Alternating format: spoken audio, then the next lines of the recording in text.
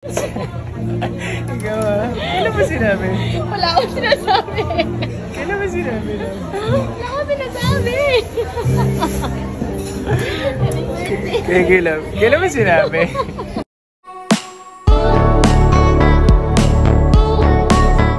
Raver Cruz, napakasimple lang ng 34th birthday kasama ang kanyang girlfriend at mga kapatid. Sina Rojun at Kuya Omar Ilustre ang kanyang kasama sa birthday salubong sa bahay ni Dayan at Rojun. Ganito nga kay-special ang bawat magkakapatid sa isa't isa, palaging may surprises.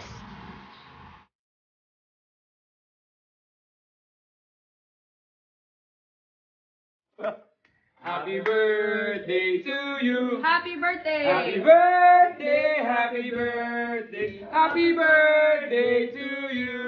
Happy May birthday. the Lord God bless you. May the Lord God bless May you. the God May bless mapasok ka you. May the Lord God, may the Lord God, may the Lord God bless you. Happy birthday. Oh. Happy Wish. birthday. Wish 500. Yay! Birthday! 500. Love you, King! Happy 400. birthday! Birthday, Ray. Thank you, Pai. Love na love nga si Raver ng kanyang kuya Rojun at madalas nga silang magkasama sa basketball, trabaho at mga events. Sabi ni Rojun, "Birthday salubong of my brother, King Raver. Hindi ko na pahahabain ang message ko sa'yo. Alam ko na alam mo, sobrang mahal kita. Tandaan mo na I got your back always. Proud na proud ako sa'yo. Sobrang happy ako para sa'yo sa dami ng blessings na natatamo mo. Alam ko din na sobrang saya ng puso mo ngayon. Siguradong sobrang proud sa'yo at happy sila mama at papa in heaven. Solid tayo forever. Happy birthday my baby brother Ray. God bless you always and in always."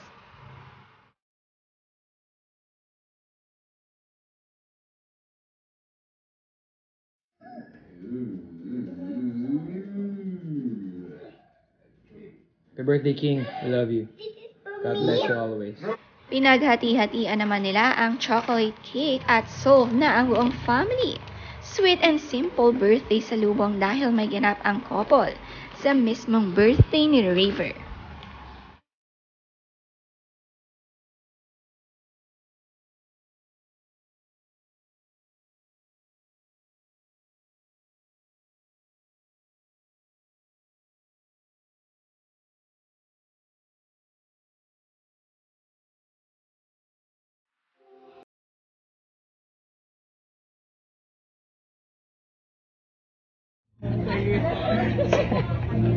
Ikaw kailan ba sinabi? Wala akong sinasabi. Kailan ba sinabi na? Wala akong sinasabi. Kailan ba sinabi? Okay, make a wish.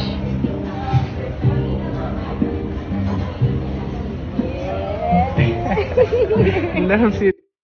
Ito nga ang birthday date ng couple. Itong treat ni Julian ay isang yummy dinner at may pa-surprise pang cake. Ang kulit-kulit nga ni Raver habang binivideo siya ni Julian.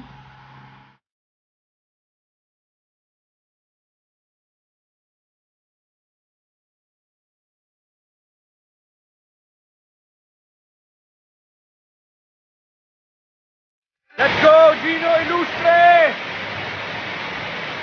Omar Ilustre, let's go!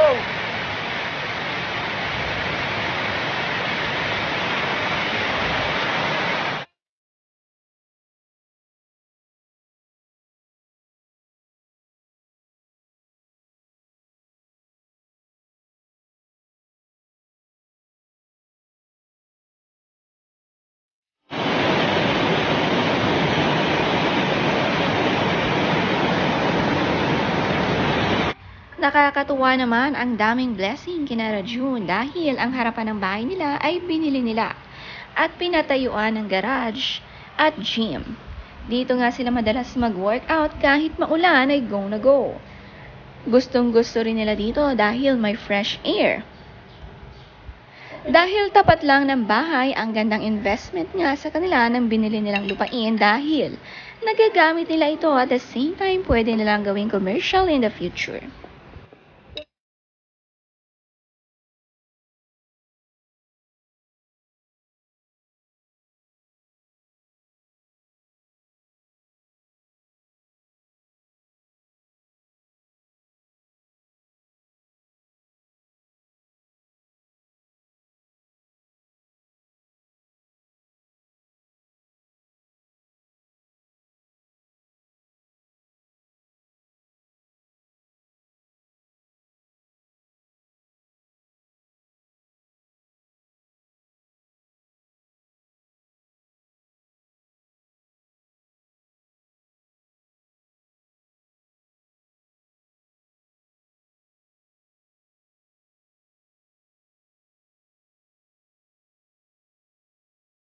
Thankful naman si Rojun na madalas kasama ang mga kapatid lalo na't kumpleto sila sa paglalaro ng basketball. Sabi niya, dream come true, complete tayong magkakapatid. Sobrang saya ko na nakasama ko kayong maglaro sa liga tapos panalo pa. Ang huhusay nyo talaga. Love you both so much, Kuya Omar and River. Thank you sa pag-push sa akin mga brothers. Mga idol